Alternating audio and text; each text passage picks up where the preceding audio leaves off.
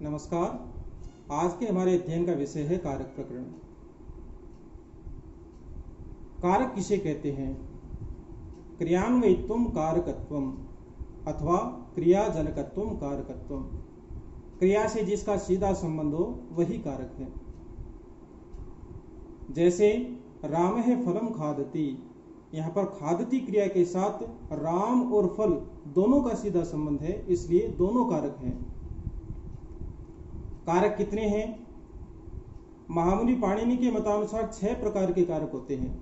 कर्ता कर्म च करणम च संप्रदानम तथैव च अल्पादानम अधिकरणम इत्याहु कारकाणि 6। कर्ता कारक, कर्म कारक, करण कारक, संप्रदान कारक, अपादान कारक और अधिकरण कारक। संबंध और संबोधन इन दोनों को कारक की श्रेणी में नहीं गिना गया है। सबसे पहले बात आती है कर्ता कारक की। कर्ता किसे कहते हैं? कर्ता के विषय में महर्षि पाणिनि बताते हैं स्वतंत्र है कर्ता। कार्य करने में जो पूर्ण रूप से स्वतंत्र है वही कर्ता है। जैसे राम है फलम खादति, इसमें फल खाने में पूर्ण रूप से स्वतंत्र राम है। खादति क्रिया में पूर्ण स्वतंत्र राम है, इसलिए राम ही करता है। दूसरा कारक आता है कर्म कारक। कर्म किसे कहते हैं? कर्तुरेप्सित तमम कर्म, अर्थात कर्तु क्रिया आप्तुम इष्टतमम कारकम कर्म संज्ञम स्यात्। कर्ता अपनी क्रिया के द्वारा जिसे विशेष रूप से चाहे वो कर्म होता है। जैसे मासेसु अश्वम बध्नाति राम है, राम उड़द के खेत में अश्व को बांधता है। तो यहां पर राम को अभिष्ट अश्व है न कि उड़द। यहां पर राम को बध्नाति क्रिया के द्वारा अश्व अभिष्ट है न कि उड़द, इसलिए अश्व में द्वितीय हुई अश्वम। अश्व यहां पर कर्म है, कर्म में सदैव द्वितीय विभक्ति होती है। मासेसु अश्वम बध्नाति। तीसरा कारक आता है कर्ण कारक। कर्ण कारक की क्या परिभाषा है? साधक तमम करणम, अर्थात क्रिया सिद्धौ प्रकृष्टोपकारकम कारकम कर्ण संज्ञम स्यात्। क्रिया की सिद्धि में सबसे जो सहायक कारक है वही कर्ण कारक है। जैसे रामेण बाणेन हतो बाली, राम के बाण से बाली मारा गया। तो यहां पर बाली के वध में सबसे सहायक बाण है, इसलिए बाण हुआ कर्म कारक, कर्ण कारक। और कर्ण में सदैव तृतीय विभक्ति होती है बाणेन, इसलिए यहां पर रामेण बाणेन हतो बाली, बाणेन में तृतीय विभक्ति है। चौथा कारक आता है संप्रदान कारक। इसकी परिभाषा क्या है? कर्मणा यमभिप्रैति से संप्रदानम, अर्थात दानस्य कर्मणा यमभिप्रेति से संप्रदान संज्ञ स्यात्।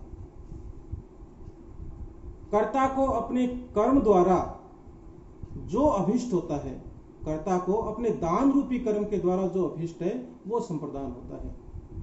जैसे विप्राय गाम ददाति, राजा, अथवा राम है विप्राय गाम ददाति। तो यहां पर राम रूपी कर्ता को दान रूपी कर्म के द्वारा ब्राह्मण अभिष्ट है, विप्र अभिष्ट है, इसलिए यहां पर विप्र में चतुर्थी हुई विप्राय। संप्रदान में सदैव चतुर्थी विभक्ति होती है। अब अगला कारक आता है अपादान। अपादान की क्या संज्ञा है? अपादान की क्या परिभाषा है? तो ध्रुवोपाये पादानम, अर्थात अपायो विश्लेष है। अपाय कहते हैं अलग होने को, विश्लेष को। अपायो विश्लेष है, तस्मिन् साध्य ध्रुवम अवधिभूतम कारकम अपादान संज्ञम स्यात्। अपाय कहते हैं अलग होने को, अलग होने पर जो वस्तु स्थिर रहती है उसे कहते हैं अपादान। और अपादान में सदैव पंचमी विभक्ति होती है। जैसे वृक्षात् पर्णम पतति, वृक्ष से पत्ता गिरता है। तो यहां पर अलग होने का कार्य वृक्ष और पत्ते के मध्य हो रहा है, लेकिन इसमें जो स्थिर है वृक्ष, उसकी अपादान संज्ञा होगी वृक्षात्। और जो स्थिर है वही अपादान होगा और उसमें सदैव पंचमी होगी। वृक्षात पर्णम पतति। अग्रिम कारक आता है अधिकरण कारक। अधिकरण की क्या परिभाषा है? आधारोधिकरणम, अर्थात आधार ही अधिकरण है। आधार कहते हैं बेस। कर्तृ कर्म द्वारा तन्निष्ठ क्रिया आधारे कारकम अधिकरण संज्ञम स्यात्। कर्ता और कर्म के द्वारा तन्निष्ठ क्रिया का आधार ही अधिकरण कहलाता है। जैसे कटे आस्ते, कट कहते हैं चटाई को, चटाई पर बैठता है, तो यहां पर चटाई आधार है और आधार पर जो स्थित रहती है, जो वस्तु स्थित होती है उसे कहते हैं आधेय। तो यहां पर जो कट है वो है आधार और आधार में सदैव सप्तमी होती है, इसलिए यहां पर कट में सप्तमी हुई कटे। आधार भी महर्षि पाणिनि के मतानुसार 3 प्रकार का है, औपश्लेषिक, वैषयिक और अभिव्यापक। औपश्लेषिक आधार वो होता है जहां आधार और आधेय एक दूसरे का स्पर्श करें, जहां आधार और आधेय का विषय से संबंध हो, वो होता है वैषयिक। और जहां आधार और आधेय व्यापक हो, एक दूसरे में व्याप्त हो, उसे कहते हैं अभिव्यापक।